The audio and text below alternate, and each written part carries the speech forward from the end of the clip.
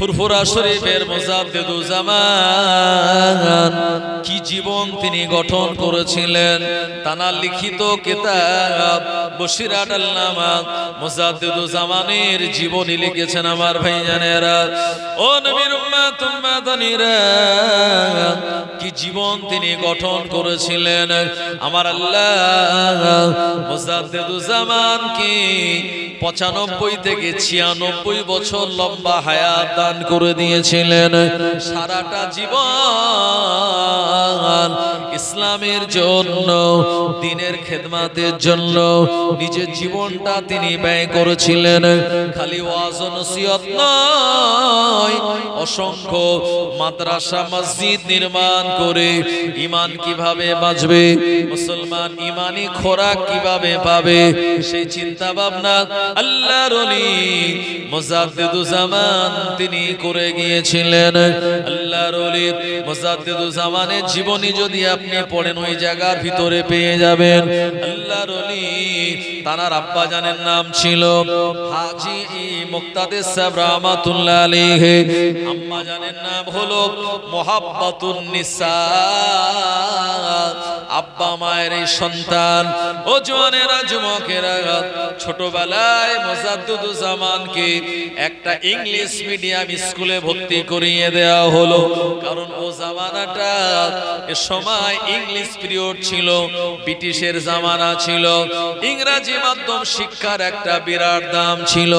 ফুরফুরা শরীফের মুজাদ্দিদুজ্জামানকে যেদিন English medium স্কুলে ভর্তি করিয়ে দেওয়া হলো, জীবনী লিখেছেন বশিরাত আল-নামা। আপনি পড়ে দেখবেন জীবনীটা 3 পৃষ্ঠায় ঘটনাটা লেখা আছে। আল্লাহর ওলি মুজাদ্দিদুজ্জামান যিনি ওই ইংলিশ মিডিয়াম স্কুলে যান বটে, কিন্তু তানার মনের ভিতরে একটা যেন অশান্তি, মনটা তানার ভালো লাগছে না। একদিন তিনি স্বপ্ন দেখেছেন মুজাদ্দিদুজ্জামান যে একজন মানুষ ইন্তেকাল করেছে, সেই মানুষটা ভালো মানুষ, আর তানার জানাজা নামাজে স্বয়ং আল্লাহর হাবিব তিনি হাজির হয়েছেন। জোরে বলুন সুবহানাল্লাহ। এটা কিন্তু স্বপ্ন, বাস্তবে দেখেননি, স্বপ্ন দেখছেন। স্বপ্নের ভিতরে আল্লাহর ওলি মুজাদ্দিদুজ্জামান নিয়াত করলেন, এ মানুষটার নামাজে জানাজায় আমি যাব, কারণ জানাজা নামাজ হলো ফরজে কিফায়াত। আল্লাহর নবী বললেন, কোন মুসলমানের জানাজা নামাজ আপনি যদি আদায় করেন, তাহলে আপনার হক যেমন আদায় হলো, মুসলমানের হক যেমন আদায় হলো, অপরদিকে আমার আল্লাহ আপনার নামায় আমালে 1 কিরাত সওয়াব দান করে দেবে। প্রিয় নবী সাহাবীরা বললেন, হুজুর 1 কিরাত পরিমাণ কতটা সওয়াব? আল্লাহর হাবিব বললেন, 1 কিরাত পরিমাণ সওয়াব হলো উহুদ পাহাড় সমতুল্য। আর জোরে বলেন সুবহানাল্লাহ। ও জওয়ানেরা, যুবকেরা, এজন্য আপনি যদি শুনেন কোন মানুষ ইন্তেকাল করলো, আপনি তার জানাজা নামাজ আদায় করুন, আল্লাহ পাক আপনার এতটা সওয়াব দেবে।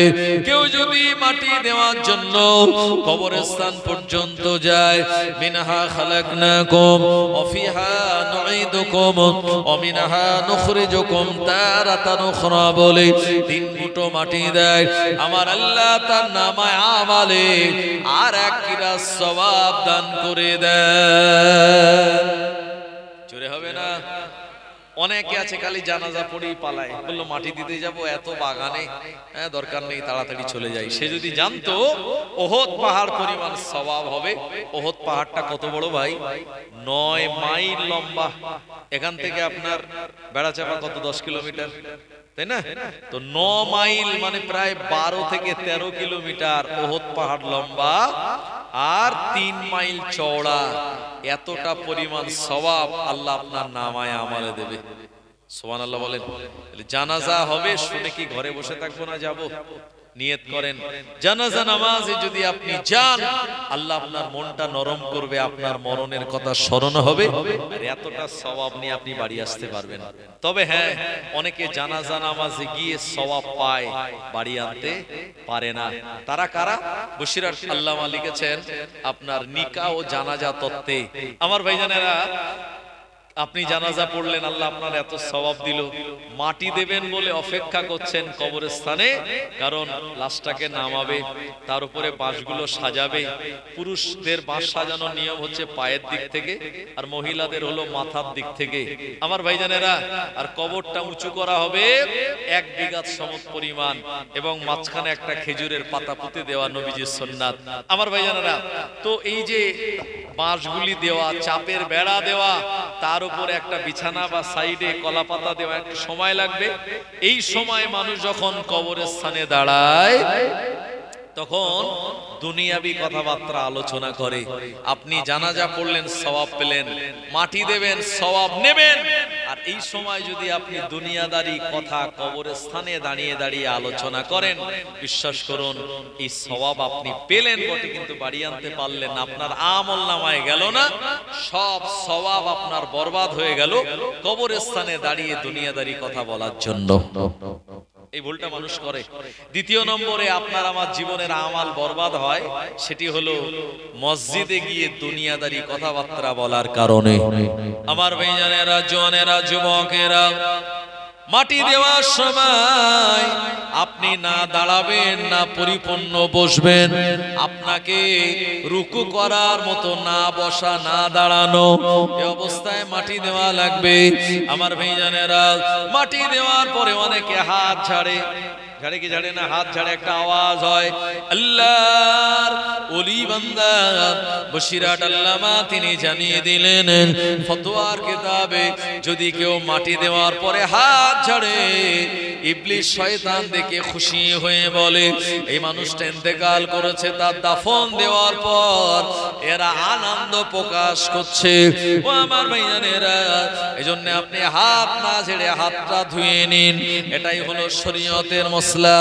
ও জওয়ানেরা, যুবকেরা, আমি আপনাদের যে কথা শোনাচ্ছিলাম, এই দুনিয়ার জমিনে ফুরফুরা শরীফের মুজাদ্দিদুজ্জামান স্বপ্নের ভিতরে দেখলেন একজন মানুষ ইন্তেকাল করেছে। ওই মানুষের জানাজা নামাজে আল্লাহর হাবিব তিনি হাজির হয়েছেন। মুজাদ্দিদুজ্জামান ওই জানাজা নামাজে গেলেন আর প্রিয় নবীর সঙ্গে মোলাকাত করার জন্য তিনি প্রচেষ্টা করেন, কিন্তু না না না, যখনই শোনেন নবীজি ওই জায়গায়, উনি দেখা করার জন্য যান, আল্লাহর নবী ওখান থেকে আবার সামনের দিকে চলে যায়, আবার ওই জায়গাতে যান, ওখানে গিয়ে শুনতে পান নবীজি ডান দিকে চলে গেল, আবার ডান দিকে গিয়ে শুনতে পান নবীজি এখন বাম দিকে অমুক জায়গাতে রয়েছে। মানে আল্লাহর হাবিবের সঙ্গে ফুরফুরা শরীফের মুজাদ্দিদুজ্জামানের কোন রকম মোলাকাত হয় না। যেতে চাচ্ছেন কিন্তু মোলাকাত করতে পাচ্ছেন না। ঠিক এই রকম একটা সময় মুজাদ্দিদুজ্জামানের মনটা খুব ব্যথিত হলো যে আল্লাহর নবী দেখছি বা ওই বুঝছি ওখানে আছে, কিন্তু ওখানে যেই যাচ্ছি নবীজি ওই জায়গা থেকে সরে যাচ্ছেন। পরিশেষে স্বপ্নের মাধ্যমেই আল্লাহর হাবিব মুজাদ্দিদুজ্জামানকে বললেন, এ বাবা আবু বকর, এ বাবা আবু বকর, তুমি আমার সঙ্গে মোলাকাত করতে পারবে না। তার কারণ হলো তোমার ভিতরে বি জাতীয় একটা শিক্ষা ব্যবস্থা, ইংরেজি মাধ্যমে শিক্ষা ব্যবস্থা প্রবেশ করেছে। এটা যতক্ষণ তোমার ভিতর থেকে বার না হবে আমার সঙ্গে তুমি মোলাকাত করতে পারবে না।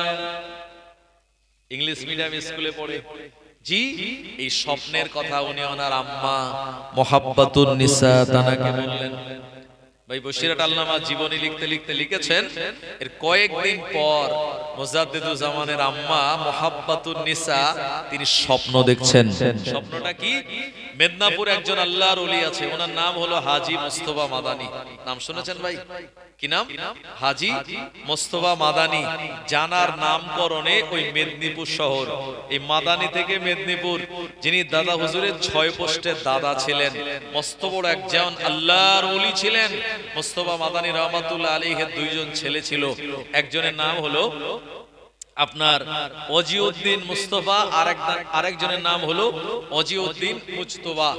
জানাদেরকে বলা হতো ছোট হযরত জি, বড় হযরত জি বলে তানারা পরিচিতি ছিলেন।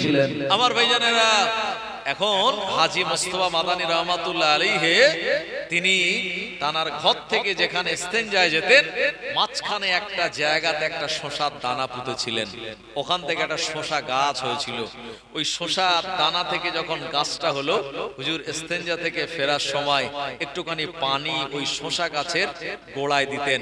পানি পেয়ে আস্তে আস্তে আস্তে আস্তে আল্লাহর ওলির দানা বসানো তার তো বরকতি আলাদা, সেখান থেকে গাছটা সুন্দর করে বড় হলো আর ওই গাছে একটা শশা ধরলো। ওই গাছে একটা শশা হলো।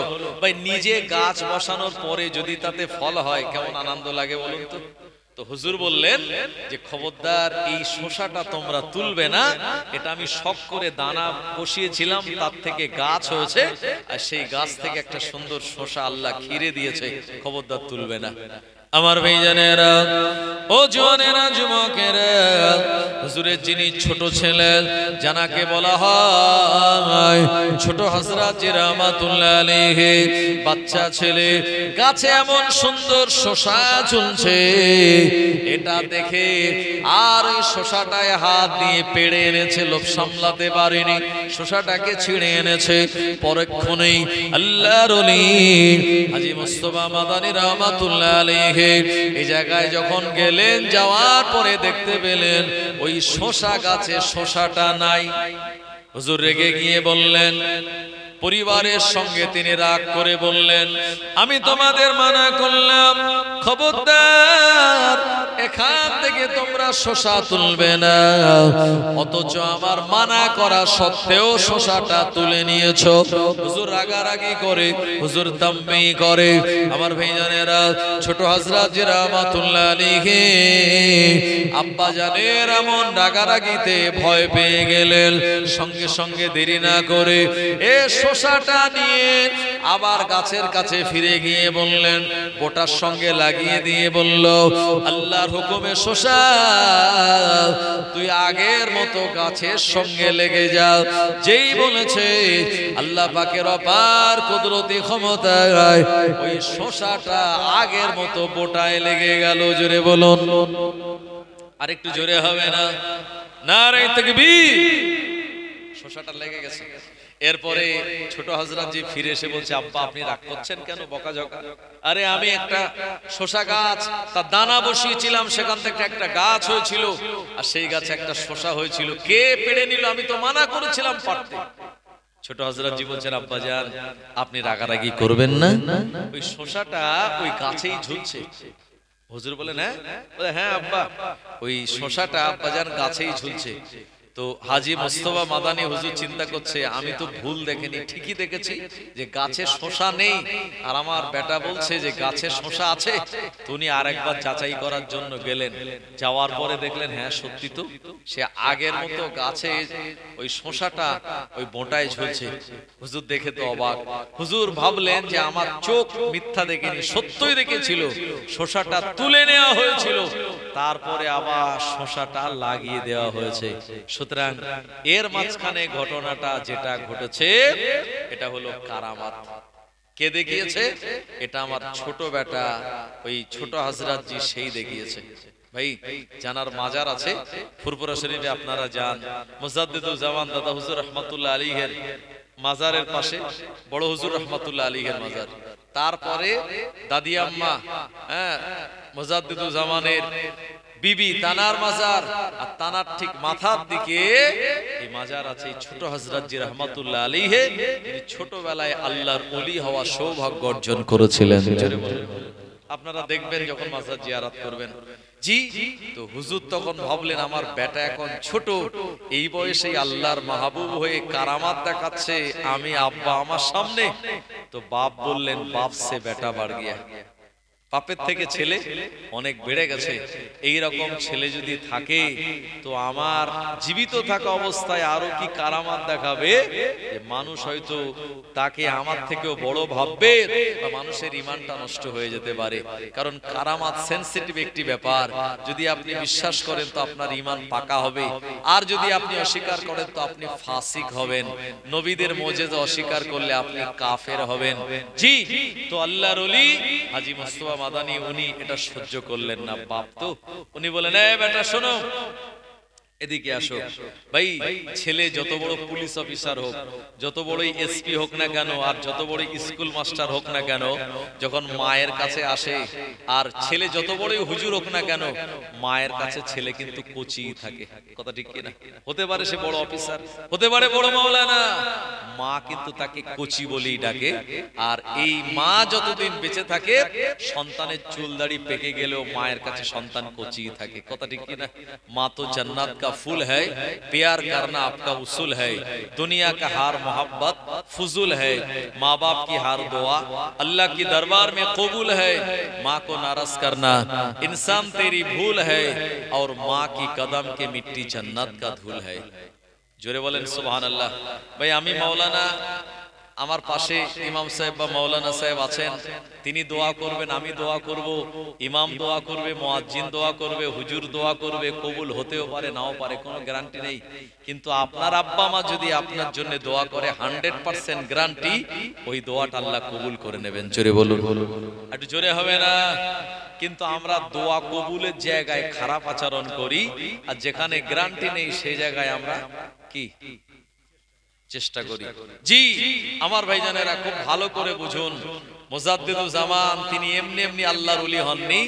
ওনার মা মুহাব্বাতুন নিসাকে তিনি হাতের কাজ পর্যন্ত করে দিতেন। সীতাপুর মাদ্রাসায় দাদা হুজুর পড়তেন, যেই মাদ্রাসা ছুটি হতো তাড়াতাড়ি সবার আগে দৌড়ে দৌড়ে বাড়ি আসতেন। সাথী সঙ্গীরা বলতেন, হুজুর আপনি এত তাড়াতাড়ি দৌড়ে দৌড়ে বাড়ি যান কেন? বললাম, আমার মা বৃদ্ধা, তাই মায়ের একটু সংসারে হাতের কাজ করে দেওয়ার জন্য আমি আবু বকর জোরে জোরে আগে আগে বাড়ি পৌঁছাই। জোরে বলুন। আর আমাদের সমাজে আছে, জি মাকে দাসীর মতো আচরণ করা হয়। মা যদি কাজ কাম না করে, অনেক বৌমা শাশুড়িকে উল্টো পাল্টা বলে, তাতে বৌমাকে ছেলে থামাবে কি, ছেলেও তার সঙ্গে যোগ দেয়, বৌমা নিজের স্ত্রীর সঙ্গে। আছে না নাই? এরা কপাল ফাটা মুসলমান। আমার ভাইজানেরা, জওয়ানেরা, যুবকেরা, ও নবীর উম্মত উম্মতানিরা, হাজী মুস্তাফা মাদানী রাহমাতুল্লাহ আলাইহি বললেন, বেটা গোসল করে নাও, ওযু বানাও। ওযুর ভিতরে ফরজ আছে 4টি, গোসলের ভিতরে ফরজ আছে 3টি, এগুলি তুমি আদায় করে নাও। আর ফুরফুরা শরীফে যে মাটির মসজিদ বাবা আজও রয়েছে, এই মসজিদের ভিতরে চলে যাও, আর 2 রাকাত নামাজ পড়ে ওই মসজিদের ভিতরে তুমি শুয়ে পড়ো। ফুরফুরা শরীফে যে মাটির মসজিদ আছে না নেই? কোনটা বলেন তো? দাদা হুজুরের মাজারের পাশাপাশি মাঝখানে পুকুর, তারপরে যে মসজিদ। বাইরের থেকে কংক্রিটের মনে হলেও একটু ভিতরে গিয়ে চেক করে দেখবেন এটা মাটির দেওয়াল না ইটের দেওয়াল। মাটির দেওয়াল আর টিনের ছাউনি, টালির ছাউনি, এখনো আছে টালির ছাউনি। আর ওই ভিতরটায় আপনার সিলিং করা আছে, ভালো করে ডেকোরেশন করে, পাথর টাথর লাগানো, বোঝা যায় না, কিন্তু দেওয়ালটা মাটির। ওই মাটির মসজিদে গিয়ে তুমি শুয়ে পড়ো।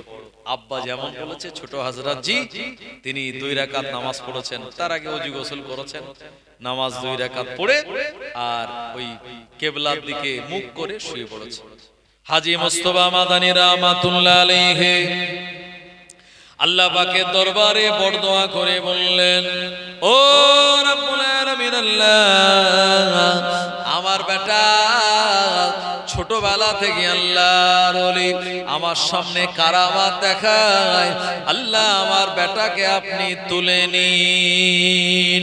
জালালি মেজাজে যখন এমন কথা বললো, আল্লাহ পাকের দরবারে হাজী মুস্তাফা মাদানী রাহমাতুল্লাহ আলাইহির দোয়া কবুল হয়ে গেল। মালাকুল মউত আজরাইল আলাইহিস সালাম তানার জানটা কবজ করে নিলেন। সবাই বলুন, ইন্না লিল্লাহি ওয়া ইন্না ইলাইহি রাজিউন। আল্লাহর ওলি ছোট হযরত জি রাহমাতুল্লাহ আলাইহি বিদায় নিয়েছেন। ও আমার ভাইজানেরা, গোটা ফুরফুরা শরীফের জমিনে খবর হয়ে গেল, আল্লাহর ওলি হাজী মুস্তাফা মাদানী রাহমাতুল্লাহ আলাইহি ছোট বেটা আর দুনিয়ার জমিন থেকে তিনি বিদায় নিয়েছে। মানুষের ভিতরে কান্নার রোল পড়ে গেল। সবাই কান্নাকাটি করে। আল্লাহর নেক বান্দা, কত সুন্দর বাচ্চা, ফুটফুটে চেহারা, এ ছেলেটা আব্বার আগে বিদায় নিয়ে চলে গেল। হাজী মুস্তাফা মাদানী রাহমাতুল্লাহ আলাইহি তানার জন্য এমন বরদোয়া করেছে, এটা তো কেউ জানে না। সবাই কান্নাকাটি করছে, এত ভালো ছেলে ইন্তেকাল করলো। কিন্তু হাজী মুস্তাফা মাদানী রাহমাতুল্লাহ আলাইহি তিনি বললেন, বাবা আমার এই বেটার জন্য তোমরা কবর খোঁড়ো, তোমরা কবর খোঁড়ো। কোন জায়গায় কবর তানার? দাদা হুজুর কেবলার ওই মাজারের ভিতরেই। দাদা হুজুরের দুনিয়ায় আসার অনেক আগের ঘটনা বলছি আমি। 6 পুরুষ আগে, মানে মিনিমাম 300-350 বছর আগে দাদা হুজুর দুনিয়াতে আগমন করার 350 বছর আগের ঘটনা এটা। তখন দাদা হুজুরের মাজার হওয়া তো দূরের কথা, হুজুর দুনিয়াতে আসেননি। ওই জায়গায় কবর খোঁড়ো, ওখানে তোমরা দাফন কাফনের আয়োজন করো। হুজুর বলে দিলেন। কিছু হাজী মুস্তাফা মাদানী রাহমাতুল্লাহ আলাইহি তিনি অতটা কান্নাকাটি করছেন না, বা তার ভিতরে অত দুঃখ নাই, কারণ তিনি তো নিজেই চেয়েছেন আমার এই ছেলেটা দুনিয়া থেকে চলে যাক। আমার ভাইজানেরা, ও নবীর উম্মত উম্মাদানীরা, মসজিদের ভিতরে হুজুর মৃত অবস্থায় তিনি শায়িত। এদিকে কবর খোঁড়ার কাজ চলছে, বাড়িতে মায়েরা আর তানারা কান্নাকাটি করছে। এমন সময় একজন বুড়ি মহিলা এক পেয়ালা দুধ নিয়ে আল্লাহর ওলি হাজী মুস্তাফা মাদানী রাহমাতুল্লাহ আলাইহির কাছে এসেছেন। আল্লাহর ওলির কাছে এসে এ বুড়ি মহিলাটা দেখতে পেল, গোটা ফুরফুরা শরীফে জমিনে সবার মনটা ভারী, সবাই কান্নাকাটি করে। কি যেন একটা বিরাট শোক লেগে গেল সবার ভিতরে। ওই বুড়ি মহিলাটা বললেন, আল্লাহর বান্দারা, কি ব্যাপার? সবার মন খারাপ কেন? সবার চোখে পানি কেন? সবাই কেন চিন্তিত? এ সময় তানায় বলা হলো, মা আল্লাহর ওলি মাসুম বাচ্চা ছোট হযরত জি রাহমাতুল্লাহ আলাইহি দুনিয়ার জমিন থেকে বিদায় নিয়েছে। মসজিদে নামাজ পড়েছে, নামাজ পড়ার পর মসজিদেই তার ইন্তেকাল হয়ে গেল। এ কারণে আমরা সবাই কাঁদতেছি। কখন ইন্তেকাল? বললেই তো প্রায় 2.5 থেকে 3 ঘন্টা হয়ে গেল। ওই বুড়ি মহিলা বলছে, তোমরা বলো কি? না, এটা হতেই পারে না, তোমরা আমায় মিথ্যা বলছো। বুড়ি মা, আপনি বলেন কি? না না, এই মিথ্যা না তো, তার লাশটা মসজিদে রয়েছে। ওই সময় বুড়ি মহিলাটা বলছে, সে হাজী মুস্তাফা মাদানী হুজুর কই? তো ওনার কাছে নিয়ে যাওয়া হলো বুড়ি মহিলাটাকে। হাজী মুস্তাফা মাদানী রাহমাতুল্লাহ আলাইহি বসে আছে। বুড়ি মহিলাটা গিয়ে বলছে, হুজুর কি শুনছি আমি, আপনার নাকি ছোট বেটা ইন্তেকাল করেছে? বললে হ্যাঁ। কেন? বললো না না, এটা তো হতেই পারে না। বুড়ি তখন বর্ণনা করছে, হুজুর আমার একটা গাই গরু ছিল, এই গাই গরুটাকে আমি ভালোবাসতাম, তাকে লালন পালন করে যা দুধ বিক্রি করতাম এতেই আমার সংসার চলতো। ও হুজুর হাজী মুস্তাফা মাদানী রাহমাতুল্লাহ আলাইহি হঠাৎ করে আজকে সকালবেলা আমার ওই গাই গরুটা ছটফট করতে করতে মারা গেল। আমি গাই গরুটাকে আর মারা যাওয়ার দৃশ্য দেখে আমি কাঁদতেছি। আমি যখন কাঁদতেছি হঠাৎ দেখতে পেলাম আপনার ছোট বেটা ছোট হযরত জি উনি আমার কাছে গিয়ে বললেন, মা তুমি কাঁদো কেন মা?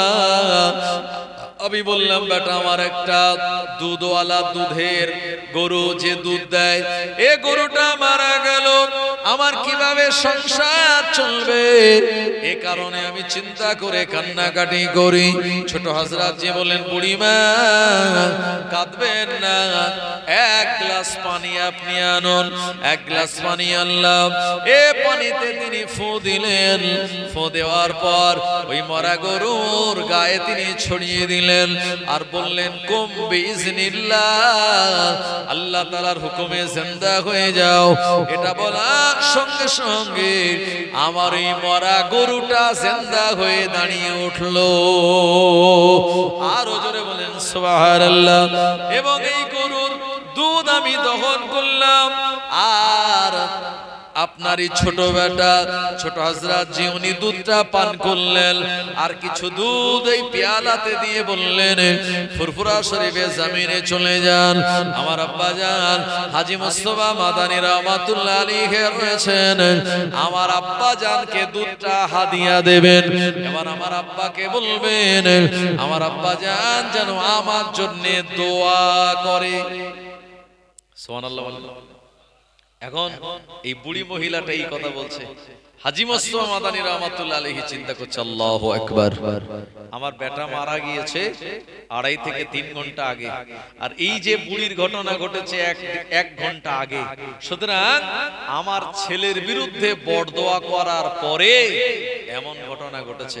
ভাই একটি হলো ফানা ফিল্লাহ আর একটা হলো বাকা বিল্লাহ।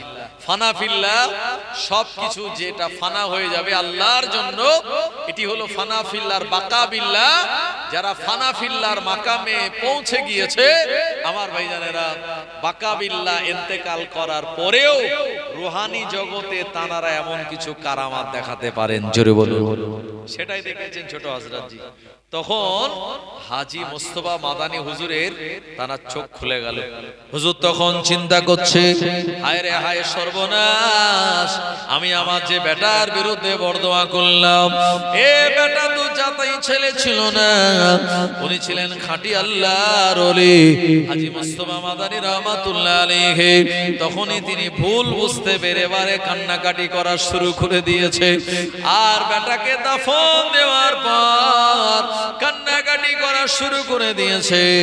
আর বুড়িটাকে বলল, বুড়িমা আমার বেটা তো সত্যি সত্যি ইন্তেকাল করলো।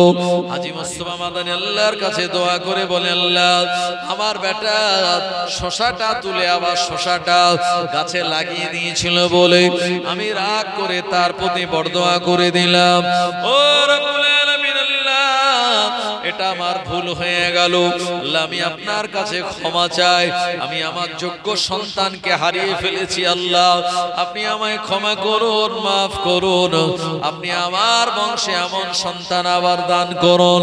আল্লাহ পাকের দরবারে দোয়া কবুল হয় না। কাঁদতে কাঁদতে হাজী মুস্তাফা মাদানী রাহমাতুল্লাহ আলাইহি পেরেশানি হয়ে গেলেন। ইয়াকুব আলাইহিস সালাম যেমন ইউসুফ নবীকে হারিয়ে কেঁদে কেঁদে কেঁদে কেঁদে তার দুটো চোখ অন্ধ হয়ে গিয়েছিল, আল্লাহর ওলি হাজী মুস্তাফা মাদানী রাহমাতুল্লাহ আলাইহি সন্তানের শোকে এমন ভুল বরদোয়া করে উনি কাঁদতে লাগলেন। এত কান্না কেঁদেছিলেন বাবা, ওনার শরীরটা দুর্বল হয়ে গেল, জরাজীর্ণ হয়ে গেল। একটা সময় আল্লাহ পাক তার দোয়াকে কবুল করে বললেন, হে আমার বান্দা হাজী মুস্তাফা মাদানী শুনে রেখে দাও, যে কাজ তুমি করেছো আমি আল্লাহ তোমার বংশে ওই বরদোয়া না করলে তোমার বংশে আমি এমন সন্তান প্রতিটা সময় দান করতাম। যেহেতু তুমি এমন কথা বলে দিয়েছো জবানে, এজন্য আমি আল্লাহ এখন নয় তোমার 6 পুরুষ পর আমি একজন নেক সন্তান দান করে দেব। আল্লাহর ওলি হাজী মুস্তাফা মাদানী রাহমাতুল্লাহ আলাইহি তিনি খুশি হয়ে গেলেন।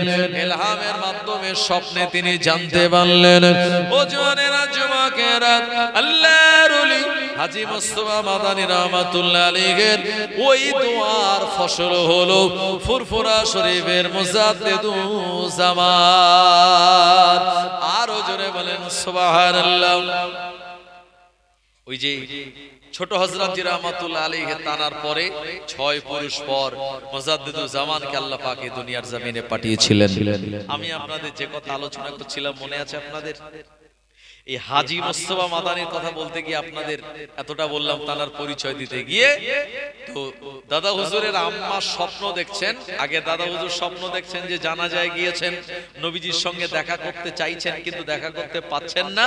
আর কদিন পরে মা স্বপ্ন দেখছে যে এই হাজী মুস্তাফা মাদানী রাহমাতুল্লাহ আলাইহি দাদা হুজুরকে ধরেছেন, ধরার পরে তানাকে জমিনে শুইয়ে দিয়েছে। জমিনে শুইয়ে দেওয়ার পর আমার ভাইজানেরা কলিজাটা বুক বরাবর সিনা ফেড়ে দিয়েছে। এরপরে কি যেন বার করে অপারেশন করে আল্লাহর ওলি মুজাদ্দিদুজ জামানের আম্মা মুহাব্বাতুন নিসা হাজী মুস্তাফা মাদানী হুজুরকে বললেন, হুজুর আমার সন্তানকে আপনি এমন কেন করেন? হুজুর আমার বেটাকে আপনি ছেড়ে দিন, না হলে আমার বেটা ইন্তেকাল করবে, মারা যাবে। হাজী মুস্তাফা মাদানী রাহমাতুল্লাহ আলাইহি বলেন, আম্মা ও মা, তোমার বেটা মারা যাবে না, তোমার বেটার ভিতরে কিছু বিজাতীয় শিক্ষা ব্যবস্থা প্রবেশ করেছে, এগুলি আমি অপারেশন করে বার করে দিচ্ছি। এমন স্বপ্ন তিনি দেখলেন। সকাল হয়ে গেল, ফজরের নামাজ আদায় করে আম্মা মুহাব্বাতুন নিসা চিন্তা করে, আমার বেটা যে স্বপ্ন দেখলো আর আমি যে স্বপ্ন দেখলাম, দুই স্বপ্নের তাবির হলো এক। আমার বেটাকে আর ইংলিশ মিডিয়ামে নয়, আমার ভাইজানেরা সঙ্গে সঙ্গে ওখান থেকে তুলে নিয়ে সীতাপুর মাদ্রাসায় ভর্তি করে দেয়া হয়েছিল। আল্লাহর ওলি মুজাদ্দিদুজ জামানকে আমার ভাইজানেরা খুব অল্প দিনে ইলমে ফিকহ, এমন করে ইলমে তাফসীর, ইলমে হাদিসের, মান্তিকের জ্ঞান, হিকমতের জ্ঞান, হেদায়েতুন নাও, কাফিয়া, সরেজামি, মুক্তাসার, আমার ভাইজানেরা এই সমস্ত ইলমে আরুজের কিতাবের জ্ঞান আমার আল্লাহ তাআলার ভিতরে দান করে দিলেন। অল্প দিনে যোগ্যতম একজন আলেমে দ্বীন হিসাবে সমাজে তিনি খ্যাতি লাভ করলেন। ও আমার ভাইজানেরা এ সময় তিনি দেরি না করে এই ইলমগুলি একদিকে জাহিরি ইলম অর্জন করার পর এবারে বাতিনি ইলম নেওয়ার জন্য তিনি জানার হাতে হাত দিয়েছিলেন। ইনি আর অন্য কেউ নয়, কলকাতার মানিকতলায় জানার মাজার রয়েছে সুফি ফতে আলী ওয়াইসি রাহমাতুল্লাহ আলাইহি। কয়েকদিন আগে তানার এই জায়গাতে ইসালে সওয়াব হয়ে গেল। আল্লাহর ওলি মুজাদ্দিদুজ জামান মানিকতলা সুফি ফতে আলী ওয়াইসি রাহমাতুল্লাহ আলাইহি তানার হাতে হাত দিয়ে বায়াত গ্রহণ করলেন, সবক দিলেন। এই সবকগুলি আমল করার পর এত বড় আল্লাহর ওলি তিনি হয়েছিলেন। এমন করে মানিকতলা সুফি ফতে আলী ওয়াইসি রাহমাতুল্লাহ আলাইহি মুজাদ্দিদুজ জামানকে প্রধানতম খলিফা নির্বাচন করেছিলেন। একবার প্রাণ খুলে বলুন সুবহানাল্লাহ। তানাকে বলা হতো রসুলে নোমা, নবীজির সঙ্গে ঘন ঘন তানার দেখা হতো। একটা সিরাতের কিতাব লিখেছে সিরাতুন নবী, এই কিতাবের মুসান্নিফের নাম হলো আল্লামা শিবলি নোমানী রাহমাতুল্লাহ আলাইহি। এই আল্লামা শিবলি নোমানী রাহমাতুল্লাহ আলাইহি এত বড় নবী প্রেমিক, নবীজির সঙ্গে যখন দেখা হতো নবীজি তানার মহাব্বতে মুখেতে চুমা দিতেন। জোরে বলুন সুবহানাল্লাহ। তিনি লিখেছেন সিরাতুন নবী কিতাব। আমার ভাইজানেরা এমন করে সুফি ফতে আলী ওয়াইসি রাহমাতুল্লাহ আলাইহি সঙ্গে তানার এই যে পীর আর মুরিদের যে সম্পর্ক, এটা এত উচ্চ পর্যায়ে নিয়ে গিয়েছিলেন। মুজাদ্দিদুজ জামান এত আদবদার ছিলেন। আমার ভাইজানেরা তানার এই আদাব আখলাকে তানার পীর অত্যন্ত খুশি হয়ে বলেছিলেন, আবু বকর, আমার অসংখ্য মুরিদ, অসংখ্য খলিফা আছে, কিন্তু তুমি হলে ইউনিক, তুমি হলে অদ্বিতীয়, তোমার মতো আর অন্য কেউ নাই, তোমার ভিতর আলাদা একটা সম্মান, ইজ্জত আমি তা দেখেছি। যখন কলকাতার মানিকতলা সুফি ফতে আলী ওয়াইসি রাহমাতুল্লাহ আলাইহি আপনার এত বড় আল্লাহর ওলি, উনি ওই ধর্মতলা তেমাতা ময়দানে ওখানে বসে বসে পাঁচ মাথার মোড়ে বসে মানুষদেরকে তিনি দ্বীনের দাওয়াত দিতেন, কালেমার দাওয়াত দিতেন, হাদিস ও শরীয়তের কথা শোনাতেন। আর কলকাতা আলিয়া মাদ্রাসা আপনারা জানেন 1887 সালে এটা প্রতিষ্ঠিত হয়েছিল। যে আলিয়া মাদ্রাসা বর্তমানে এটি আলিয়া ইউনিভার্সিটিতে এটা ডেভেলপ হয়েছে। আমার ভাইজানেরা রূপান্তর হয়েছে আলী ইউনিভার্সিটিতে। এই আলিয়া মাদ্রাসা তৎকালীন সময়ে এই এলাকার মাদ্রাসা শিক্ষা ব্যবস্থার একটা উচ্চতম পীঠস্থান ছিল, যেখান থেকে মুফতি পাশ করত, যেখান থেকে ভালো ভালো মাওলানা হতো। আমার ভাইজানেরা ওই সময় আলিয়া মাদ্রাসায় বুখারী শরীফের দর্স দেওয়া হচ্ছিল।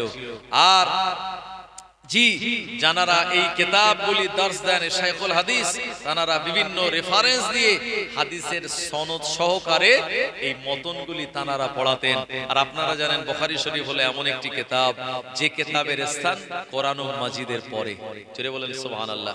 বুখারী শরীফ যিনি লিখেছেন ওনার নাম হলো আবু আব্দুল্লাহ মুহাম্মদ বিন ইসমাইল বিন ইব্রাহিম বিন বারদিসবা আল জুফি, যিনি 195 হিজরিতে উজবেকিস্তানের আপনার বুখারা নগরীতে জন্মগ্রহণ করেছিলেন।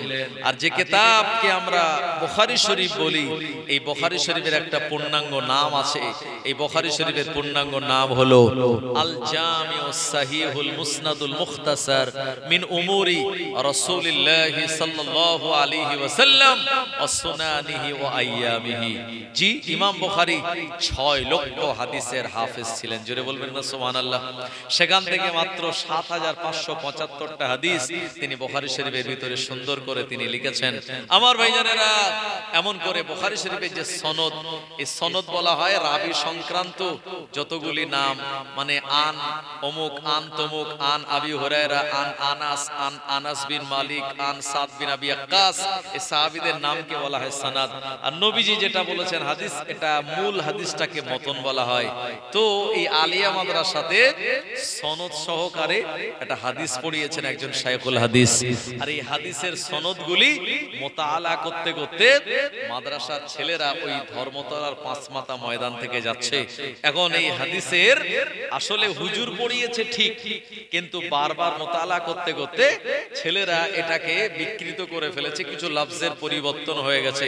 আর এই কথাটা যখন তারা হাদিস বলে চালিয়ে যাচ্ছে বলছে, তখন ওই মানিকতলার সুফি ফাতিল ওয়াইসি রাহমাতুল্লাহ আলাইহি বললেন, এ বাবা, কোম আরবিতে কোম মানে দাঁড়াও, দাঁড়িয়ে যাও।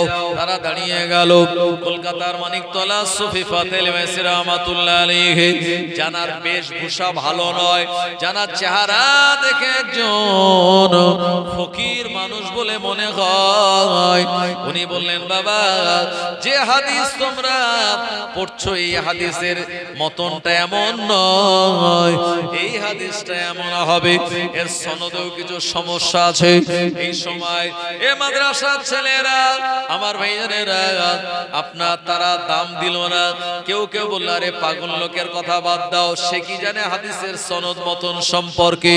ও আমার ভাইজানেরা, ওই দলে একজন ছেলে ছিল, যে ছেলেটা ভালো, সেই ছেলেটা পরের দিন আলিয়া মাদ্রাসায় গিয়ে ও জামানার, সে জামানার একজন নামকরা শাইখুল হাদিস, আমার ভাইজানেরা, জানাকে শামসুল উলামা বলা হতো, ওনার কাছে গিয়ে বলেন, হুজুর, আপনি গতকাল যে সনদগুলি পড়িয়েছিলেন, যে হাদিস পড়িয়েছেন, এই হাদিসের মতনটা এমন, সনদের ভিতরে এই এই রাবীর নাম বাদ পড়ে গেল, এমন কথা একজন ফকির সাহেব আমাদের গতকাল বলেছে।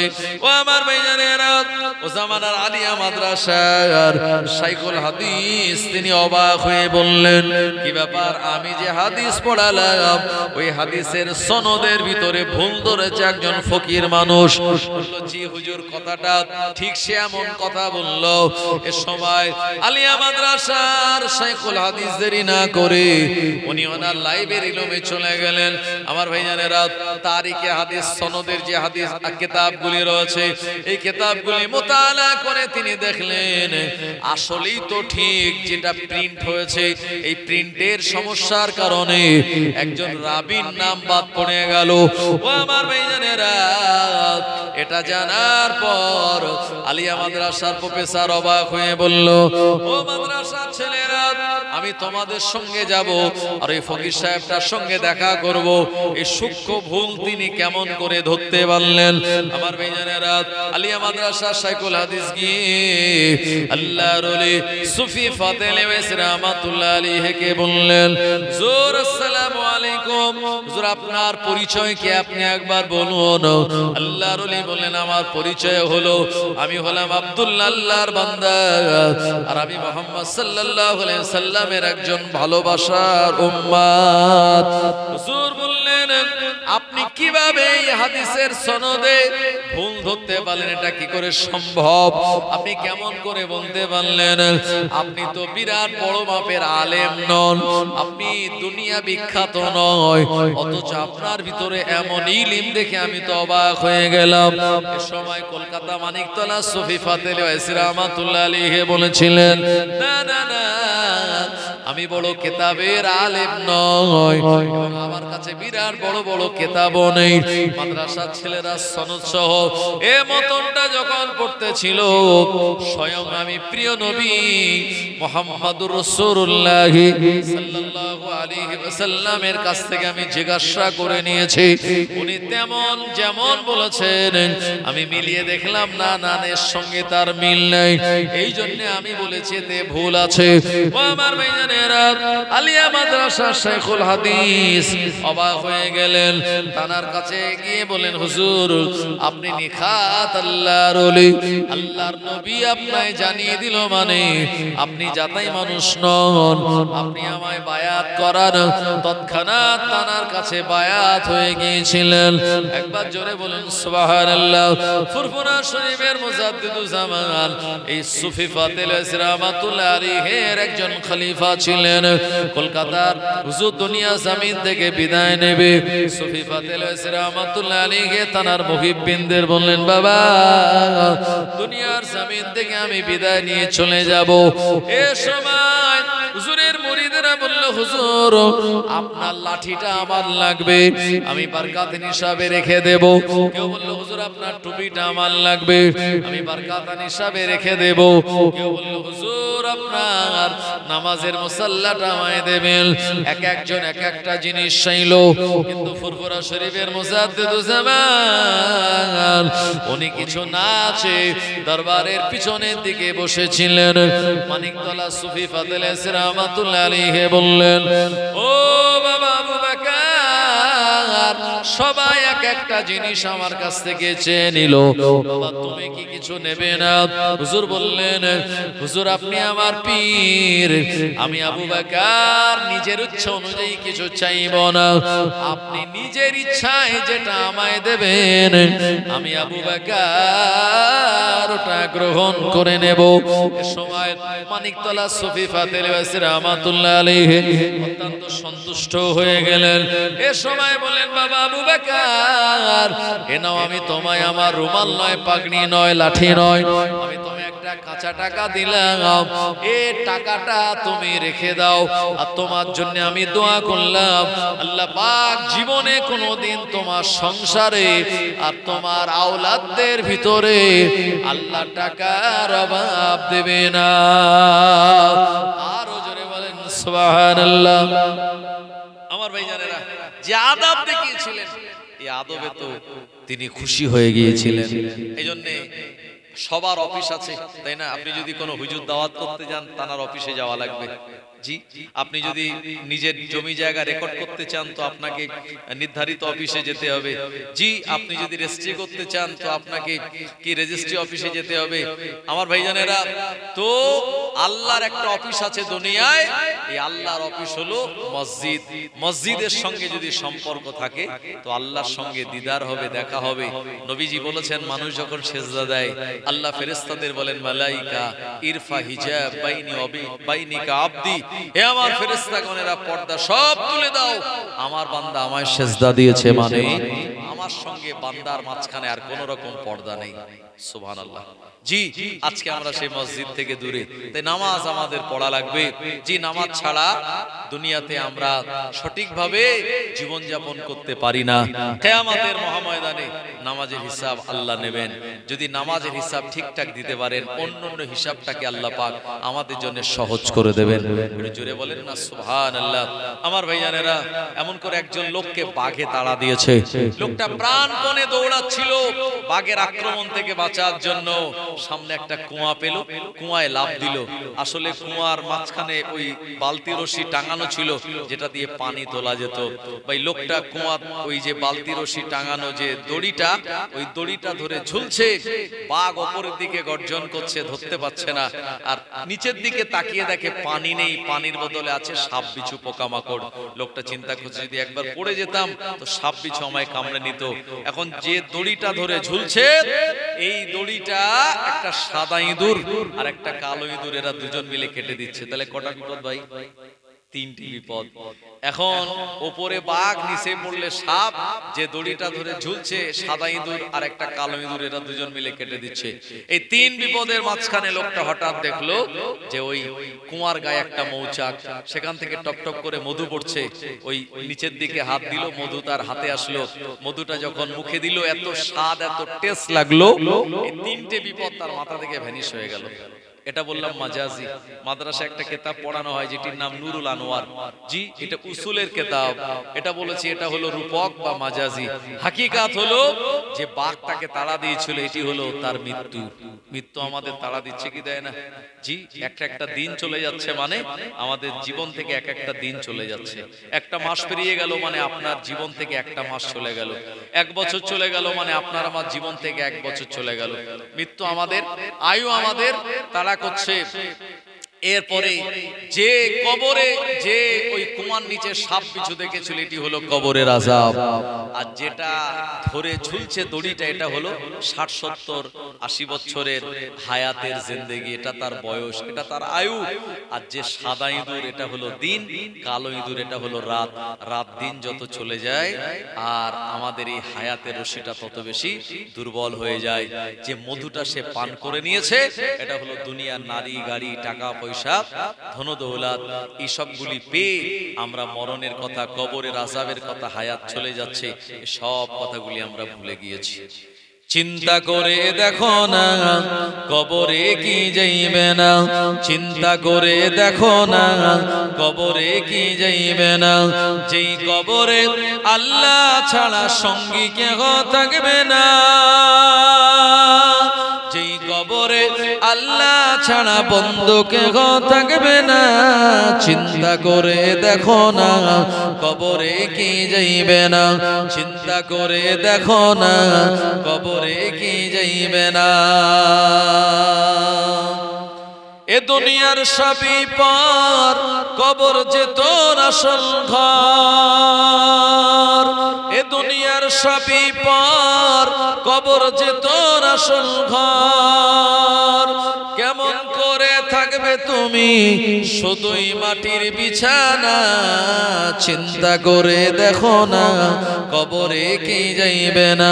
যেই কবরে আল্লাহ ছাড়া বন্ধু কেহ থাকবে না, যেই কবরে আল্লাহ ছাড়া সঙ্গী কেহ থাকবে না।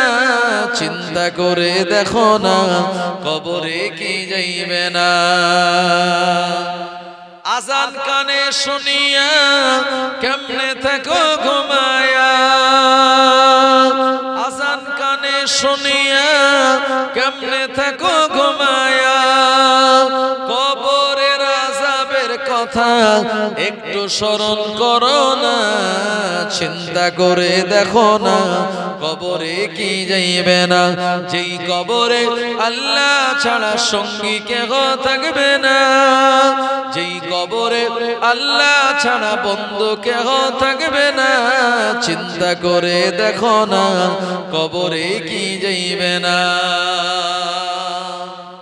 আমার ভাইজানেরা, যেদিন কবরে নামানো হবে, চারিদিক দিয়ে মাটি যখন আসবে চাপ দিতে, যদি দুনিয়াতে আপনি দান খায়রাত করে থাকেন, যদি আপনি ফরজ রোজাগুলি আদায় করেন, নামাজ কালামগুলি যদি পড়েন, যদি কোরআন ও মাজিদ তেলাওয়াত করেন, এই কোরআন ও মাজিদের তেলাওয়াত, এই দান খায়রাত, নামাজ রোজা আপনার চারিদিকে বডিগার্ডের মতো দাঁড়িয়ে থাকবে। আর মাটিকে বলবে না না, একে চাপ দেওয়া যাবে না, এ কোরআন তেলাওয়াতকারী ছিল। আর নামাজ যে পড়ে নামাজ বলবে, তাকে তাকে আযাব দেওয়া যাবে না, সে নামাজি ছিল। আর যদি দান করেন তো দান আপনাকে, এই সাদকা দান আপনাকে মাটির বিরুদ্ধে লড়াই করে বলবে, খবরদার এ বান্দার ধারে পাশে এসো না। কারণ সে দুনিয়াতে আল্লাহর রাস্তায় দান করেছিল, ইসলামের জন্য দান করেছিল। এই তখন দান সাদকা মাটির বিপক্ষে দাঁড়িয়ে যাবে, আপনার পক্ষে সেদিন কথা বলবে। সেদিন মানুষেরা তাদের এই গায়ের চামড়ায় কামড় দেবে আর আফসোস করে বলবে, হায় রে হায়, আরো বেশি বেশি যদি দান করতাম, তাদের আফসোস হবে। তাই আমি আপনাদেরকে বলবো, সুযোগ এসেছে এই জলসার জন্য, আপনারা আগামী বছর জলসার জন্য এই জলসাটা সুন্দরভাবে জওয়ান যুবক ভাইরা পরিচালনা করে। আমি এর আগেও সম্ভবত দুবার এসেছি। হ্যাঁ জি, তো মাশাআল্লাহ আপনারা দান খায়রাত করেন বলে সুন্দর করে জলসাটা পরিচালিত হয়। 11 বছর চলছে মাশাআল্লাহ। এখানকার জওয়ান যুবক ভাইরা 11 বছর ধরে হাড় ভাঙা খাটুনি খেটে, হ্যাঁ মাশাআল্লাহ আপনারা অনেক সাহায্য সহযোগিতা করে আসছেন, আপনারা সাহায্যের হাত বাড়িয়ে দিচ্ছেন বলে এটা করা সম্ভব হচ্ছে। তাই আসুন, আল্লাহর কোন বান্দা আছেন, আল্লাহর কোন বান্দা আছেন আগামী বছরের জন্য ৫,০০০ টাকা দেবেন এই মাহফিলের জন্য। আমি খাস করে এতগুলো মানুষকে নিয়ে দোয়া করব, আল্লাহ আপনার দানকে কবুল করবে। আব্বা বিদায় নিয়েছে, মা বিদায় নিল, ওই আব্বা মায়ের রূহের মাগফিরাতের জন্য দান করুন। আল্লাহ পাক আপনার দানকে কবুল করে নিয়ে আব্বা মায়ের কবরটাকে জান্নাতের গোলাপ ফুলের বাগান বানিয়ে দেবেন। আসেন আল্লাহর বান্দা, কত টাকা আমাদের কত দিকে চলে যায় আল্লাহর রাস্তায় আগামী বছরে মাহফিলের জন্য। আল্লাহর কোন বান্দা 1 নম্বরে 5,000 টাকা দেবেন। এক হলেন আমার আল্লাহ, এক হলেন আমাদের নবী, এক হলো তাওহীদের বাণী। তাই 1 নম্বরে 5,000 টাকা দেবেন। আল্লাহ পাক আপনার দানকে কবুল করবে।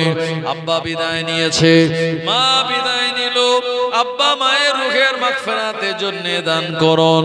আল্লাহ পাক তানার আপনার দেওয়াই সওয়াবগুলি আপনার আব্বা মায়ের রূহ পাকে পৌঁছে দেবেন, তাদের কলিজাগুলি খুশ হয়ে যাবে। আসুন, আল্লাহর কোন বান্দা আছেন 1 নম্বরে 5,000 টাকা দেবেন?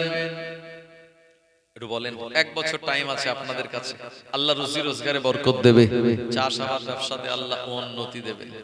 আছেন আল্লাহর কোন বান্দা 5,000 টাকা দেবেন?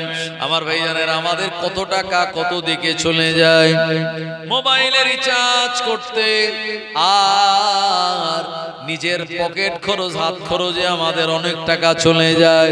এই টাকা জীবনে কোনোদিন আর ফেরত আসবে না। আল্লাহ রাস্তায় দান করলে কিয়ামতের মহা ময়দানে আল্লাহ পাক এটাকে সওয়াবে রূপান্তরিত করে আপনার নামায় আমালে দিয়ে দেবেন। আসেন, আল্লাহর কোন বান্দা আছেন 5,000 টাকা দেবেন? একটু মনটা বড় করে আব্বা মা রূহের মাগফিরাতের জন্য দেবেন। আচ্ছা, নিয়ত করেন, আমি একটু কমিয়ে দিচ্ছি, 2,000 টাকা দেন। ওটা 1 নম্বর থাক, আল্লাহর কোন বান্দা যদি দেয় ইনশাআল্লাহ আমি আশাবাদী হয়তো কেউ না কেউ দিয়ে দেবে। 1 নম্বরে 5,000 টাকা দেবেন ইনশাআল্লাহ, একটু নিয়ত করেন। আসেন, আমি কমিয়ে দিলাম, 2 নম্বরে 2,000 টাকা দেন। আল্লাহর কোন বান্দা আছেন 2,000 টাকা দেবেন এই মাহফিলের জন্য, আল্লাহ আপনাদের দানকে কবুল করবেন। ও জওয়ানেরা, যুবকেরা, আল্লাহ নবী শুনিয়ে দিলেন, যারা দান করে as-সাদাকাতু রাদ্দুল বালা, দান খায়রাত করলে বালা মুসিবত গুলি দূর হয়ে যায়। দান যারা করে as-সাখিউ হাবিবুল্লাহ, যারা দান করে তারা হলেন আল্লাহ পাকের বন্ধু দোস্ত। আসেন, আল্লাহর কোন বান্দা আছেন 2,000 টাকা দেবেন? আল্লাহ দান কবুল করবেন, আল্লাহ রুজিতে বরকত দেবেন, দুনিয়াবি বিপদ আপদ বালা মুসিবত থেকে আল্লাহ পাক হেফাজত করে দেবেন। আমার মায়েরা বোনেরা, আপনারা যারা এসেছেন মা বোনেরা, আল্লাহর রাস্তায়